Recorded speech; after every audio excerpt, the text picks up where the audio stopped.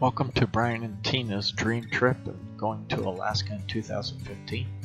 On June 8th, our first day, we took a flight from Pittsburgh Airport down to Dallas Airport, where we caught another connecting flight to Seattle Airport. And then in Seattle, we caught a flight on Alaska Airlines up to Fairbanks.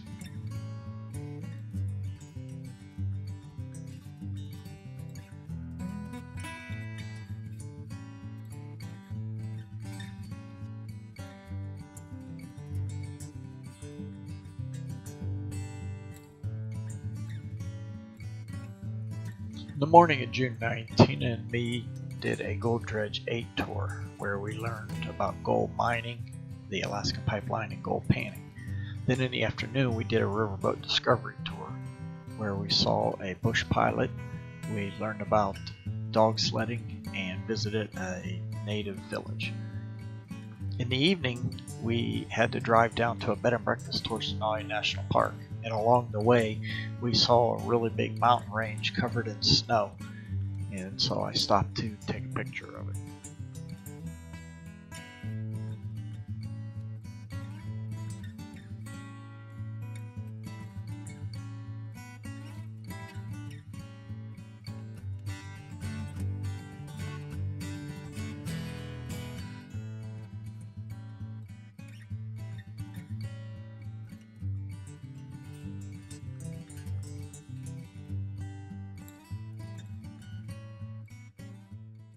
While you're watching your fish, 1 in 60 Alaskans is licensed to fly.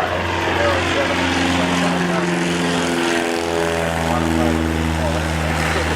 now, are they going to fly to the background until the morning? Very important. In fact, I lost them. Take off there in the gravel. Oh no! Kitchen over there by the runway. One December morning some years ago. 40 below out. Where did he go? Turn around. And the hospital called him. And they said, Billy, can you fly up to the Yukon River an hour and a half north of the gun buzzer that just went into labor? He said, no problem. He said, he probably come down, jumped in the airplane, took off. Oh, but there he is. 2 people got in up there, touched down out here. An hour and a half later, 3 people got out. Now, you smooth talking lawyers, what do you put on that guy's search certificate, huh? What's legal? Well, how about airborne hyphen? We were busy at the time. That's perfectly okay. Perfectly okay. Now watch this approach. He's out here a little bit to the right. He's going to cross right over the bow, and you'll see him here about 11 o'clock, falling out of the sky sideways. This is a maneuver they practice so that they can get into tight places without increasing their airspeed. Can't find him anymore. See how he just kind of slows down, and then he'll tilt the wings a bit. Oh, okay. A little breezy up there, so he's playing it safe. And he'll just arc down, get lower and lower. No, he's not going to land on the grass. He's got one more adjustment to make. The geese have landed over there in the grass. But Steve will make it into the river. And then watch this hang time, because the trick is to have a small splash when you land, kind of like Olympic diving. So watch this control as he sets it down. And he may do the one float and then the other today. Look at that. Very nicely done. Steve can answer. Yeah, thank you. Okay, well, Nick's going to bring me the radio.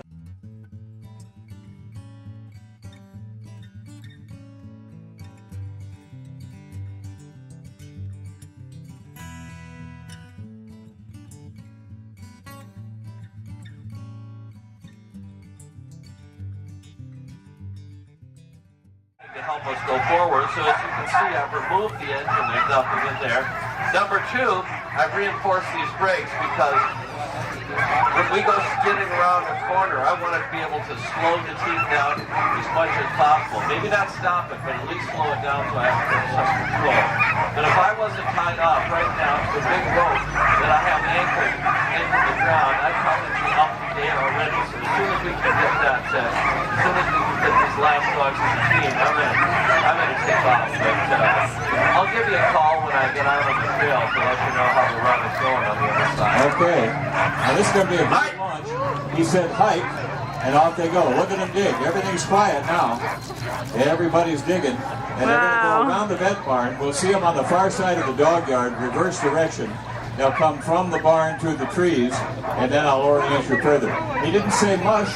to start them. The French Canadian said marché, that's where the word came from, but he says hike or all right, and that's how they go. Now he's going to run up behind the house that he and Susan built, and we'll see him on the far side of the lake in just a minute, and they're going to run down to a fork. He will give them a verbal command telling them which fork he wants them to take, and then they'll do a turn and come right back along that way. Now when they break out of the bushes here in a minute, you'll be able to see them between these bushes and the vet barn, but then you might lose sight. So Robbie's got a camera, and he's going to be able to keep them on the video during the run. They will be doing close to 20 miles an hour. There they are. Where? On the far side. Oh, they're way out there.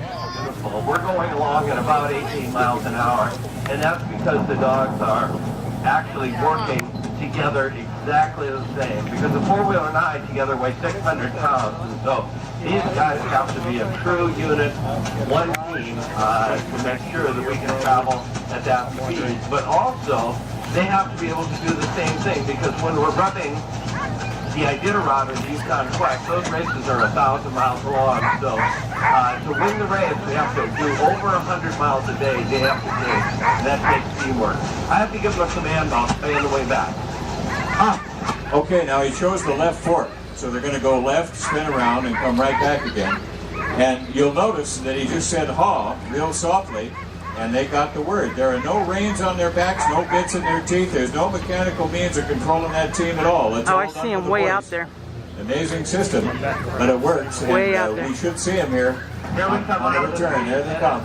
They're on the video, I think. Really, Pretty close. There they are. it's wonderful for me to be able to evaluate at this point how well the team is trained. These guys are marathon runners, so they have to understand the All right, back strategy out. of winning marathon teams.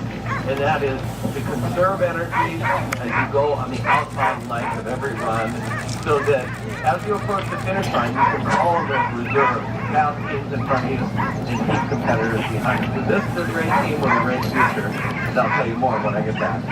I tell you what, if I had a wish for you guys, I would wish that you could have this experience on a crisp winter day, say in hike to 8 dogs going off through the trees. All you hear is the swishing of the snow on the runners and the padding of the dogs' feet. It is amazing, and amazing how strong they are. Because the first 5 miles you hang on tight and your eyes water until they get their adrenaline down. It's incredible. But these guys, they'll go 110 miles a day, sleep, eat, and be ready to go the next day. And here they come. And this is a nice finish. Very nice out there, David. Very nice. Well, thank you very much. You know, and these are the ones that always deserve the praise, because they're the ones that do the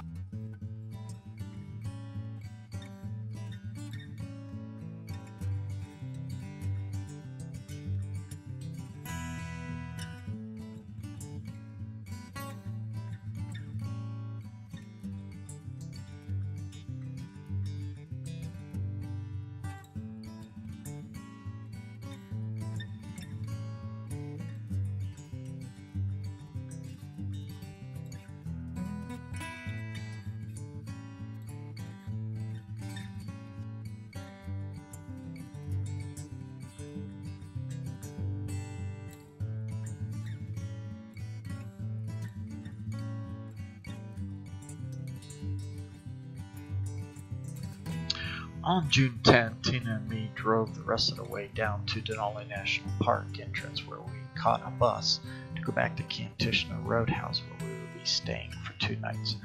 We had a 6-hour ride on a bus, which stopped several times along the way. And so you will see pictures of the scenery of the mountains in Denali National Park. You'll see some caribou that we photographed, Dall sheep, a couple grizzly bears that got their heads buried because it was raining at the time, and a moose that was coming down through the forest.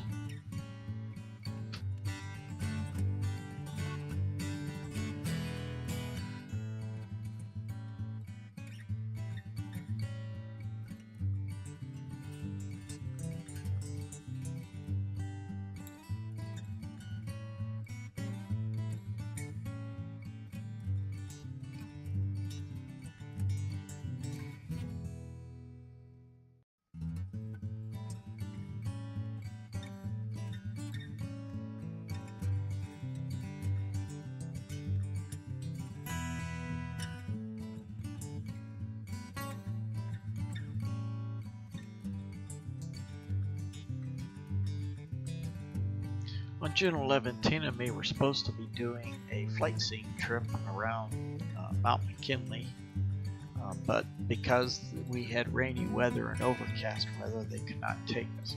So we went on a trip out to Wonder Lake to take pictures around the lake.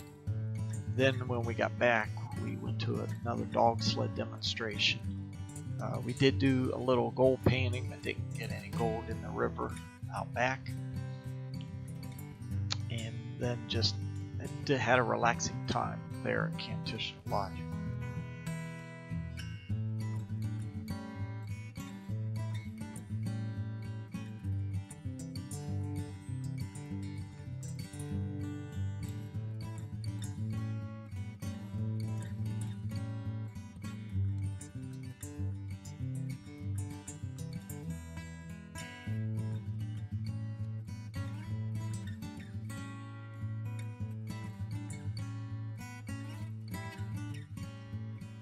The morning of June 12th, Tina and me ended up getting to fly out to the entrance of Denali National Park instead of riding the bus from Kintishna,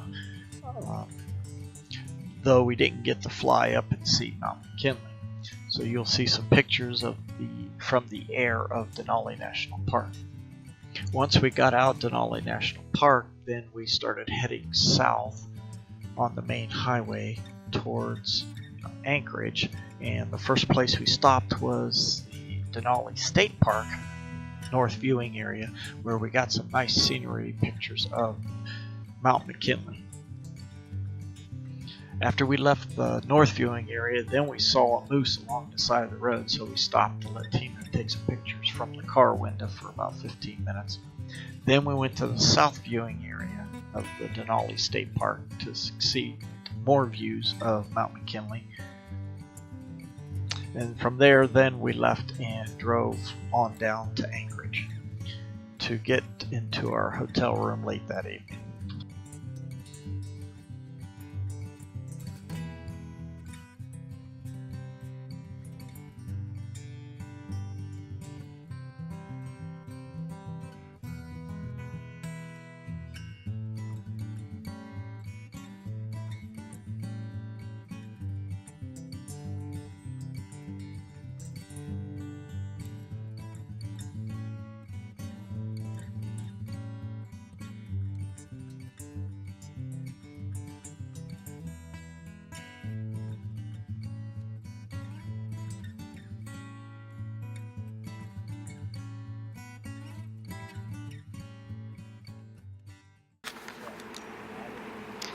This is looking at the Alaskan Range. We're looking at Denali. It's a little bit behind the clouds. Right there. See if I can zoom in a little. Yeah, it's in there. Behind the clouds. Beautiful to see it. There. There's a few clouds in the front of it, but it's still beautiful. This gorge down below. Sound is so peaceful out here. You don't hear traffic, you don't hear helicopters and airplanes.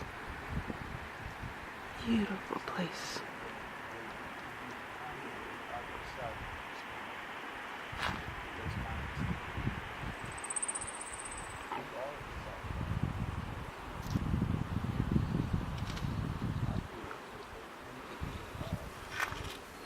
And there's Brian, waiting for the cloud cover to move. Wave, Brian! We're having a great time here in Alaska. It started out cloudy this morning, but it's turning out to be a beautiful day.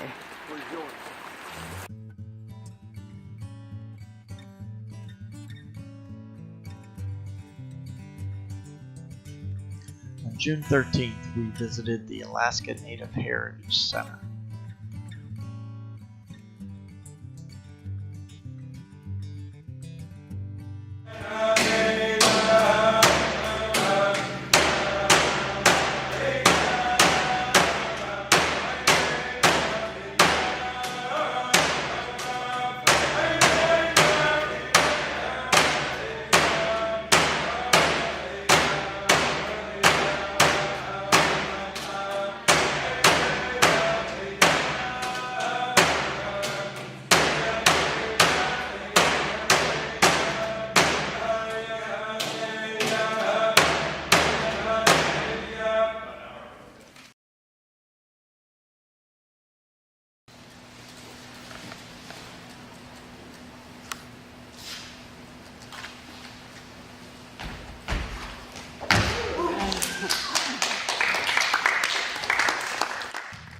At the Native Heritage Center, we learned about some of the native dancing, some of the games that they played, some of the ways that they lived in their houses, and then there was a set of whale bones there that I photographed.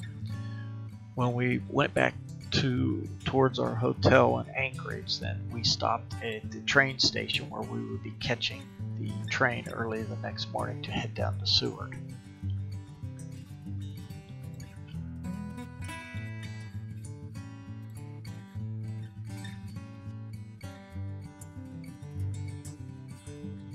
On June 14, Tina and I boarded the Alaska Railroad train to take a ride down to Seward.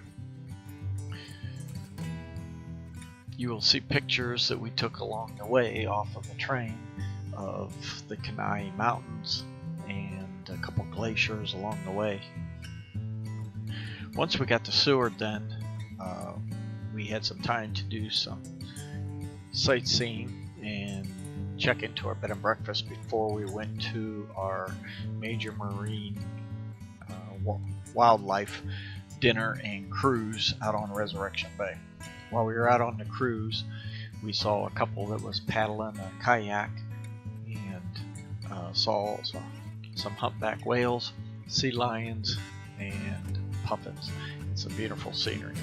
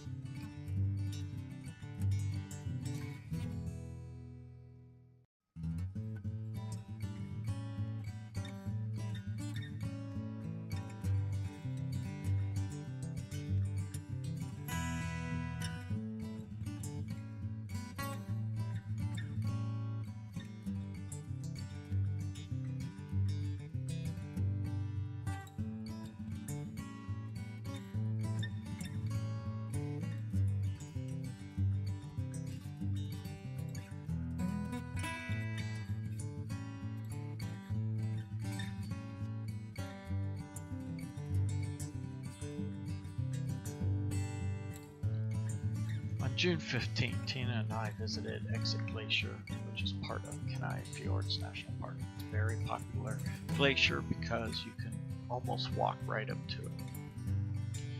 After that, we went back into Seward and prepared to get on the Norwegian cruise ship for our 7-day cruise. This is the end of part 1 of our Alaska 2015 dream trip, and I want to say don't forget to watch part 2, which will include our trip down through the Inside Passage.